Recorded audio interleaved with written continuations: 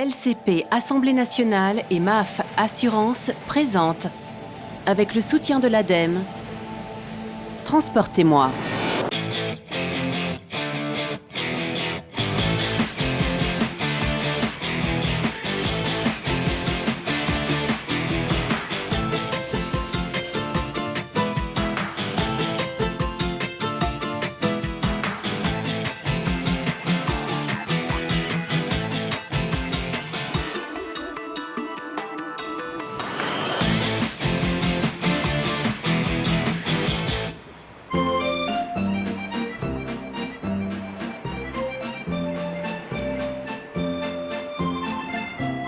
Bonjour et bienvenue dans Transportez-moi. Ce mois-ci, nous vous proposons un voyage inédit entre fiction et réalité dans le Paris du cinéma. Depuis sa création en 1895, le cinéma voue un amour passionné au transport, tous modes confondus. Le tout premier film des frères Lumière s'intitule « Arrivée d'un train en gare de La Ciotat ». La tradition rapporte qu'une partie du public, saisie d'effroi par l'image de cette machine grondante, fumante, arrivant jusque sur eux, fuirent la salle en hurlant. Depuis, les avions, motos, voitures et autres Titanic sont non seulement les décors, mais parfois même les cœurs des intrigues scénaristiques. Tout de suite, le sommaire de notre émission. Lieu de rencontre, espace de voyage, promesse d'aventure, le chemin de fer et le 7e art, c'est une longue histoire d'amour. Mais comment s'organise un tournage? Quelles sont les contraintes? Plongez en coulisses lorsque le cinéma entre en gare. Une quinzaine de films sont tournés chaque jour en France. Notre chroniqueur Gérard Felzer s'est rendu sur le plateau de l'un d'entre eux avec une question: comment réduire l'empreinte écologique de ces productions? Des véhicules autonomes, des tubes à grande vitesse, des voitures volantes, les films de science-fiction rivalisent de moyens de transports improbables, ou presque.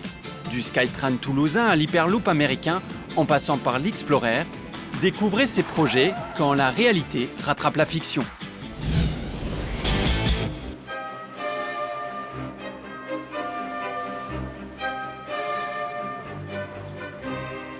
Bienvenue dans un train mythique, l'Orient Express. Le vrai, celui qui à partir de 1883 relia Paris à Istanbul et Athènes via les principales capitales européennes. Un wagon-restaurant, 3 wagons-lits et une locomotive sont exposés jusqu'au 31 août dans le 5e arrondissement parisien sur le parvis de l'Institut du monde arabe. Ici, tout est du cinéma, tout est collé. Du cinéma et pour cause.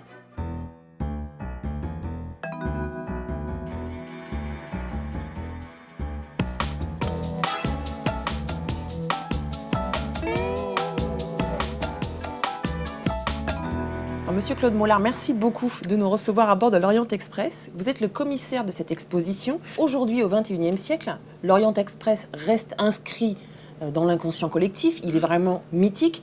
Est-ce qu'il est mythique à cause de sa véritable histoire, à cause de son tracé ou à cause de son rôle de star dans le cinéma? D'entrée de jeu, le cinéma est très présent parce que le train est une figure mythique, parce que c'est la machine, parce que c'est la bête humaine, hein, pour prendre le titre d'un film. C'est très filmographique, si vous voulez, le train, parce que ça bouge, ça va vers on ne sait pas où, l'Orient. L'Orient, c'est mythique. Et donc, ça permet toutes les romances. Vous êtes Agatha Christie, je suis Max Mallowan, son mari. Nous voyageons.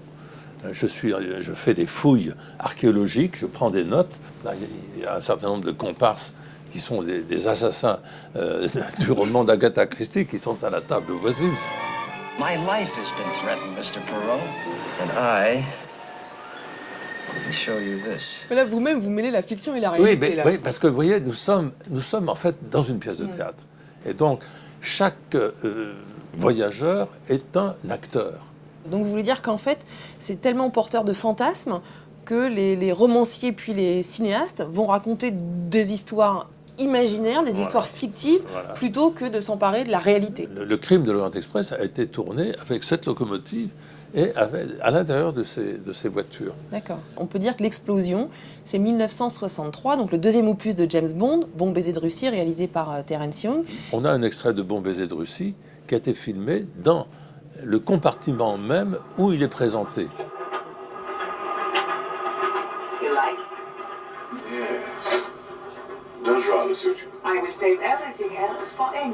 Comment se fait-il que ce train devienne une star de cinéma au moment où sa carrière décline? Bon, ça, il faudrait demander au cinéaste, mais je crois avoir certains éléments de réponse. Et il disparaît, ce train, parce qu'il est remplacé par l'avion. Oui. Au fond, on utilise l'avion de manière tellement rapide que l'histoire se passe avant ou après le voyage en avion, difficilement pendant. Alors que, encore une fois, dans l'Orient Express, l'histoire peut se passer dans le cheminement de l'Orient Express. Surtout s'il est arrêté, s'il est bloqué par la neige ou par telle ou telle raison. Et donc il y a cette nostalgie, au fond, d'un temps révolu qui plaît beaucoup aux cinéastes, l'art du voyage à la française. Merci beaucoup, Monsieur Mollard.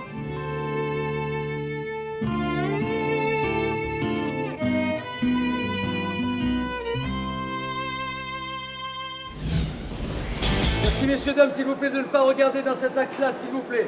Merci beaucoup. Action! Si un tournage de cinéma n'est jamais simple, dans une gare, c'est encore un peu plus compliqué. Oh, Thierry!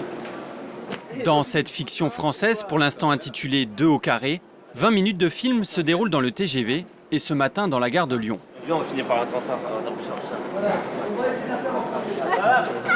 Avec un impératif, ne pas déranger. Parce que la priorité c'est le public ici, donc il y a la sécurité des gens qui prennent le train, donc du coup on doit se restreindre, vous voyez, à des accès où les gens on est sûr de ne pas provoquer de gêne ou d'obstruction vis-à-vis des gens qui doivent prendre leur train ou qui arrivent en gare, quoi. Pour ne pas gêner, le plateau de tournage est isolé du flux principal des passagers. Des contraintes propres à tout tournage dans un lieu public, avec une mention spéciale pour cet homme, l'ingénieur du son, qui passe une journée difficile. Tout ce qui est bruit environnant, on ne les contrôle pas, donc on est obligé de faire avec. Et comme vous pouvez vous en rendre compte, c'est très très chargé. Donc les magasins, les ventilations, les gens qui parlent, les escalators, donc du coup c'est complexe.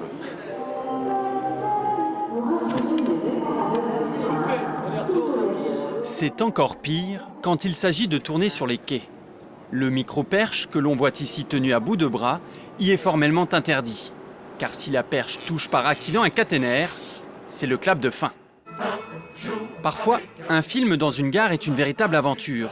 Dans Agathe Cléry, 350 danseurs réalisent une chorégraphie en pleine gare du Nord. Impossible de bloquer les quais, il a donc fallu tourner la nuit entre le dernier et le premier train. Sonoriser la gare pour que les danseurs puissent se caler sur la musique, prévenir le voisinage et notamment obtenir l'accord de l'hôpital tout proche. 2 minutes de film, 5 nuits de tournage, 6 mois de préparation.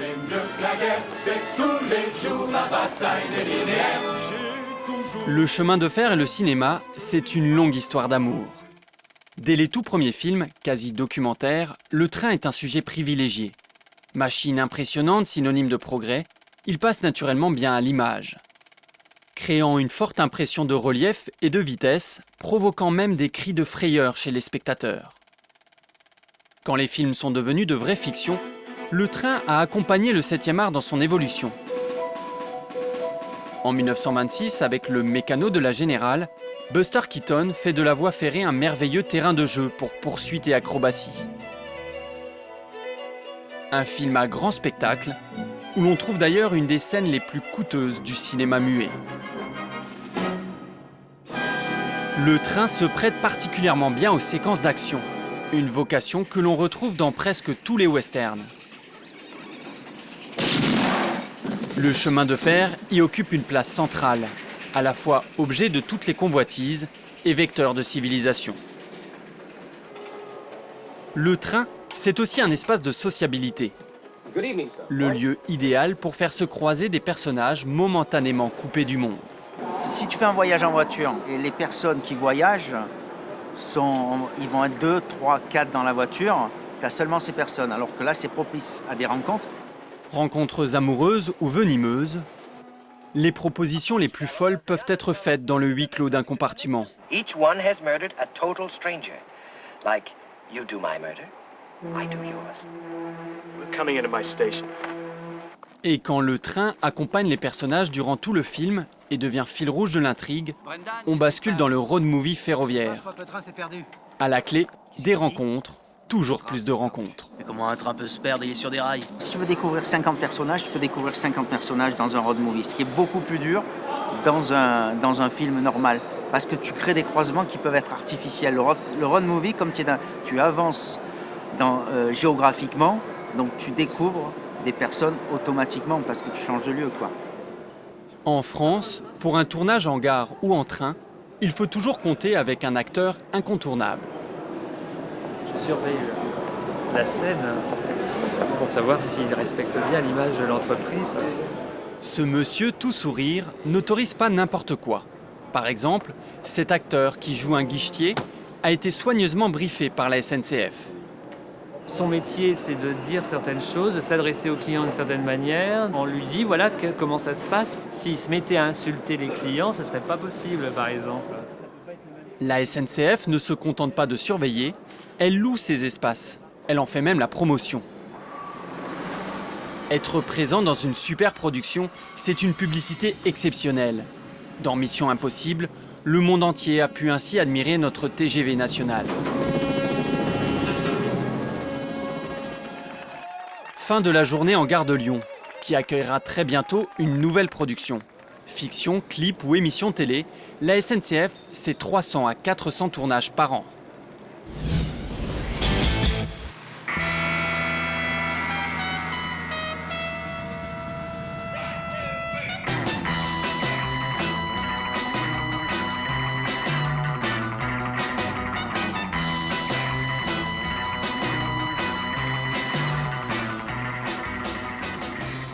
Retour dans Transportez-moi, sur les berges de Seine, à bord d'une réplique de la Peugeot 406 utilisée en 2003 dans Taxi 3, réalisé par Gérard Krawczyk, écrit et produit par Luc Besson. Au volant, non pas Sémina Seri dans le rôle de Daniel, mais bien Régis. Régis, vous êtes un vrai chauffeur de taxi, dans un vrai taxi. Eh oui. Mais d'où ça vous est venu cette idée? J'aime l'automobile, j'aime le cinéma et quand je suis allé voir le film, tout ce que j'ai retenu, c'était la possibilité de faire la voiture du film en réalité pour fabriquer quelque chose qui ressemble et qui soit autorisé à rouler sur route ouverte. Qu'est-ce que vous avez ajouté alors? Détaillez-nous les gadgets. Déjà, il faut avoir les bonnes roues. Ensuite, il faut rabaisser un petit peu la voiture, qui est à l'avant du taxi-neige. Il y a l'aileron, les snorkels amovibles sur le toit, les boosters pour doubler le TGV.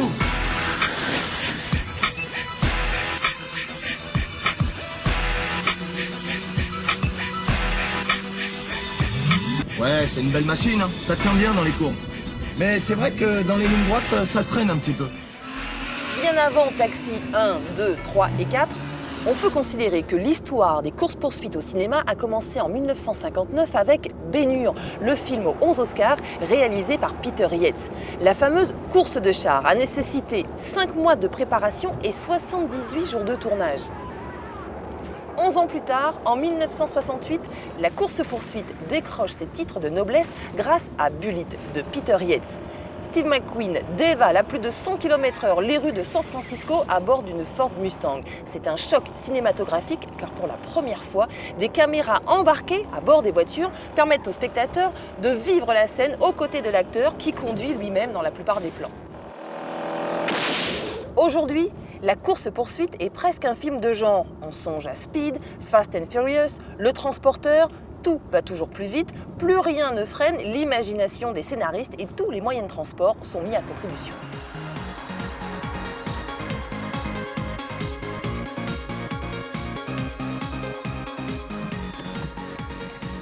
Au revoir Régis et merci pour la course. De rien, au revoir. Sans transition, le cinéma est-il écologique? De nombreux films aujourd'hui se sont emparés des thèmes environnementaux, mais l'éco-production existe-t-elle? Réponse dans la chronique de Gérard Felzer. Bonjour, nous sommes ici sur le tournage de France Télévisions pour la célèbre série Un village français, qui se passe pendant la dernière guerre. Vous voyez le décor, ça nécessite beaucoup de moyens techniques, mais aussi des véhicules d'époque. Et nous allons voir que là aussi, on a le souci de réduire son empreinte écologique. Allez, silence s'il vous plaît, on va répéter.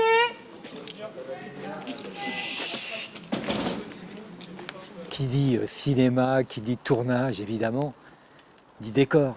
Eh bien, on a beau avoir trouvé des bâtiments d'époque, tout ce qui entoure ces bâtiments est totalement factice. Venez voir.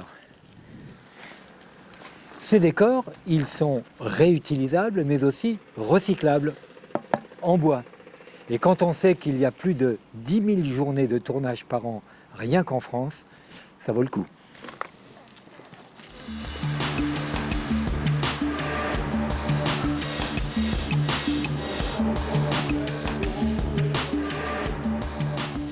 C'est une véritable communauté qui vit ensemble pendant le temps du tournage, quel que soit l'endroit, et on leur apporte un minimum de confort. On peut trouver du café, du thé, de la nourriture, bio si possible, et puis on n'oublie pas qu'on recycle tout ce qui peut être recyclable, avec les gobelets ici, les piles, quand elles ne sont pas rechargeables. On en consomme beaucoup sur les plateaux, à cause des micros, bien évidemment, entre autres. Pourquoi? Parce que nous ne sommes pas mariés. Si je t'amène, tu seras arrêté à la frontière avec quelqu'un, moi avec. Depuis l'attentat contre Hitler, tout est compliqué. Ici, on arrive au cœur du dispositif, la production. C'est là que tout se programme, tout est rationalisé pour faire en sorte que, d'abord, un, être efficace, et puis deux, être économe. Bon, David, alors ici, un plan de travail, ça consiste en quoi? Et en quoi on fait des économies? Alors, un plan de travail est fabriqué par le premier assistant réalisateur. On va donc retrouver l'ensemble du tournage, les 58 jours qui nous concernent, avec jour par jour le détail des gens présents. Dans l'idée, c'est de pouvoir regrouper les décors. C'est comme ça qu'on le fait pour éviter un maximum de déplacements. Donc, on regroupe les décors et ensuite on voit si ça marche par rapport à la disponibilité des comédiens et par rapport aux moyens techniques présents. Sur un tournage, il faut une puissance électrique considérable pour alimenter les nombreux projecteurs qui servent à éclairer les scènes. Alors la production essaie de privilégier le réseau électrique classique. Mais lorsque ça n'est pas possible, il faut recourir à un groupe électrogène très puissant et très bruyant. Mais pour le bruit, on a une parade. Ah, une deuxième porte.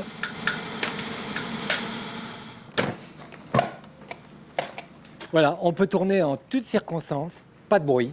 Bon, il y aura des groupes électrogènes un peu plus modernes, notamment à pile à combustible, il faudra attendre un tout petit peu.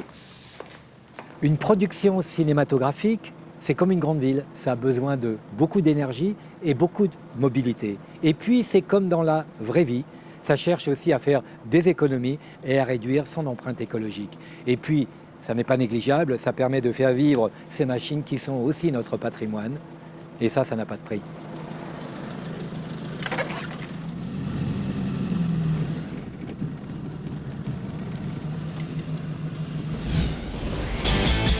Retour dans Transportez-moi.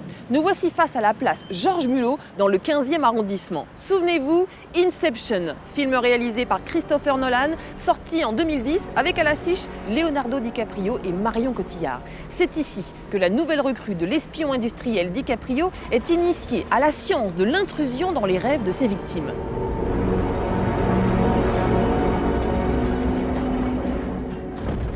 Dans ce film d'anticipation, les protagonistes voyagent par la pensée dans l'inconscient de leurs voisins. Dans beaucoup d'autres, les mondes inventés assoient leur crédibilité sur des architectures dites futuristes et des moyens de transport science-fictionnesques. Pour n'en citer que deux, et puisque dans cette émission nous aimons les taxis, rappelez-vous celui emprunté par Arnold Schwarzenegger dans le Total Recall de Paul Verhoeven sorti en 1990.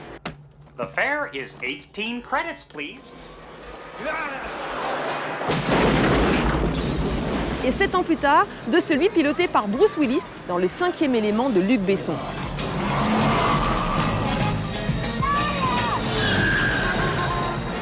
Dans chacun de ces films de science-fiction, le principe de base est le même, brillamment résumé par le docteur Emmett Brown dans Retour vers le futur. Quitte à voyager dans le temps dans une voiture, autant choisir une qui est de la gueule. Attention!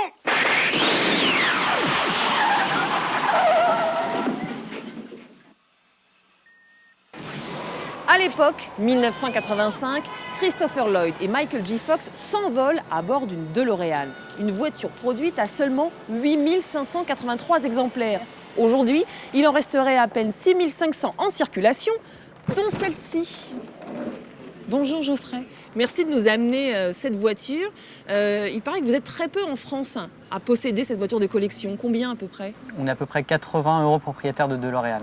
Est-ce que vous sauriez me dire comment se fait-il qu'au tournant des années 70 et 80, l'inventeur de cette voiture, John DeLorean, souhaite un véhicule éthique. Qu'est-ce que ça veut dire éthique à cette époque-là? Alors lui, il voulait une voiture donc robuste, sécuritaire, avec des matériaux novateurs qui tiennent dans le temps. C'est-à-dire, il pensait à l'environnement, protection de l'environnement, ça faisait partie du cahier des charges? C'est ça. Alors qu'à l'époque, on pensait plutôt consommation, début de la société de consommation. Et lui, il voulait une voiture qui soit robuste, qui tienne dans le temps. Seule voiture au monde à avoir une carrosserie en acier inox, donc qui ne rouille pas. Donc on pense justement à l'environnement. Ce qui est terrible, c'est que cette voiture révolutionnaire, ou du moins son concept révolutionnaire, échoue à l'époque. Totalement, puisque la voiture a été finalement produite à très faible exemplaire et n'a pas trouvé son public, puisqu'elle a été vendue trop cher, beaucoup trop cher pour l'époque. D'accord, trop cher. Du coup, fin de la production en 1983. Le film Retour vers le futur sort en 1985. Immense succès. Cette voiture devient très très populaire, mais trop tard. Trop tard. Production terminée depuis 2 ans. Finalement, ça devient une voiture populaire grâce au film et pas par la conception de la voiture. Et ce qui peut paraître surprenant, c'est que 30 ans plus tard, cette voiture garde un look totalement futuriste. Complètement. Elle fait encore rêver. Elle fait rêver, oui. Donc cette fois-ci, c'est la réalité qui a devancé la fiction. Parfois, c'est l'inverse. Bref, regardez. Je vais te faire rêver, je mets du 98. D'accord. Quand la réalité rattrape la fiction. Ici, c'est l'artère la plus chargée de la ville de Toulouse. On est bloqué en permanence. Alors la pollution, diesel ou pas diesel, elle est quand même importante et on peut l'éviter. Et si pour l'éviter, les voitures toulousaines laissaient la place au Skytran? Certains voudraient voir s'installer dans la ville rose ce transport futuriste imaginé par des ingénieurs de la NASA. De petites nacelles qui filent suspendues à un rail grâce à un champ électromagnétique. Pas de frottement, donc pas de bruit et peu d'énergie nécessaire. Pas de gaz d'échappement, le Skytran fonctionne à l'électricité et il est rapide. Ces cabines peuvent aller jusqu'à 240 km à l'heure. En ville, elles n'iront pas au-delà des 80, on va les brider. Mais 240 à l'heure, du coup, on peut aller rapidement d'une ville à l'autre. Ah oui, Toulouse-Bordeaux. Toulouse-Bordeaux, c'est 1 heure. Vous vous rendez compte? En 1 heure, on y a 2 heures aujourd'hui avec un TGV. Réservée grâce à votre téléphone, la cabine vous attend dans la station de votre choix. On se croirait dans un film de science-fiction.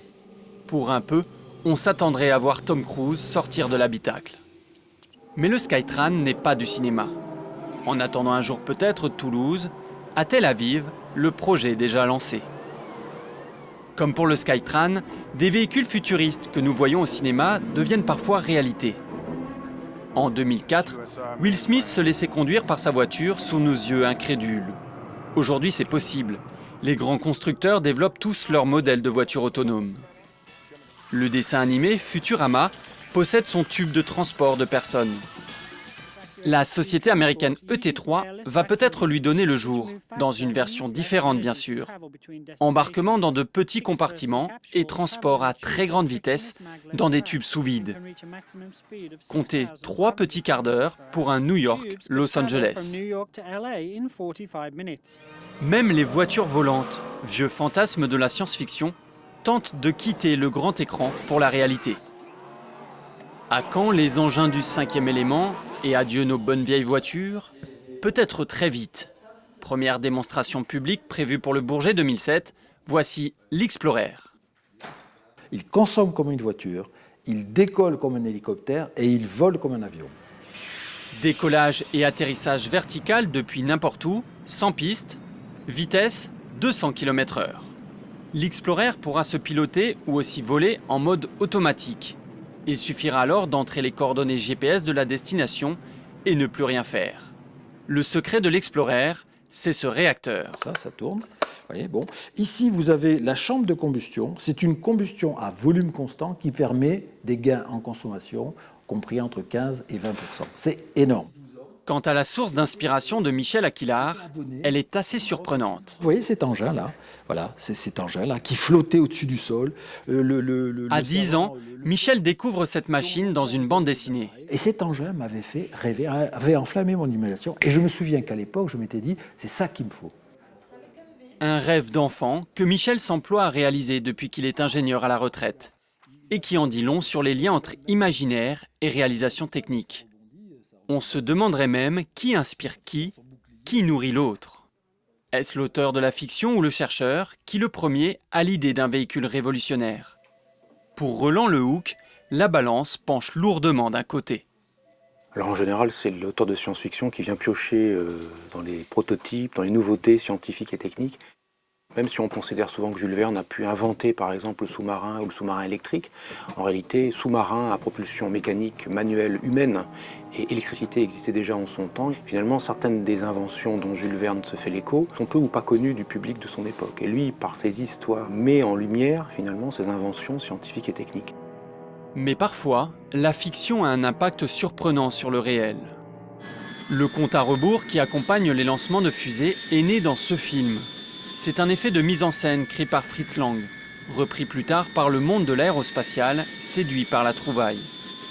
Ça ne change rien à la technique de la fusée. On n'est pas obligé de dire ça, on pourrait appuyer sur le bouton compte on veut. Simplement, ça permet, ce compte à rebours, effectivement, de donner une intensité dramatique au décollage et de focaliser l'attention du public, mais aussi de tous les ingénieurs, tous les techniciens, tous les gens qui s'occupent du décollage et finalement ressentent encore plus intimement l'intensité dramatique du moment où la fusée va décoller.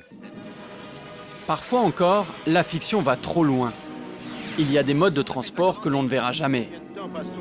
Même en théorie, on ne peut dépasser la vitesse de la lumière. Pas d'hyperespace. Piloter un engin dans l'hyperespace, c'est autre chose qu'une moissonneuse-batteuse. Même chose pour la téléportation, malheureusement inconcevable.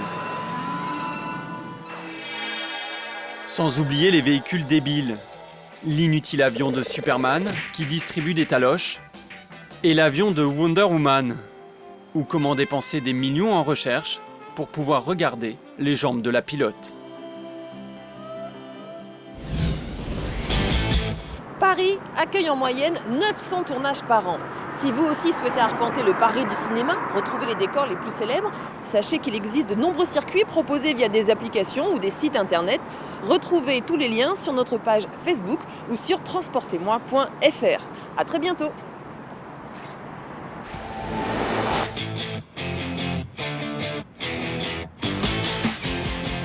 Bienvenue à bord d'un train mythique, l'Orient Express.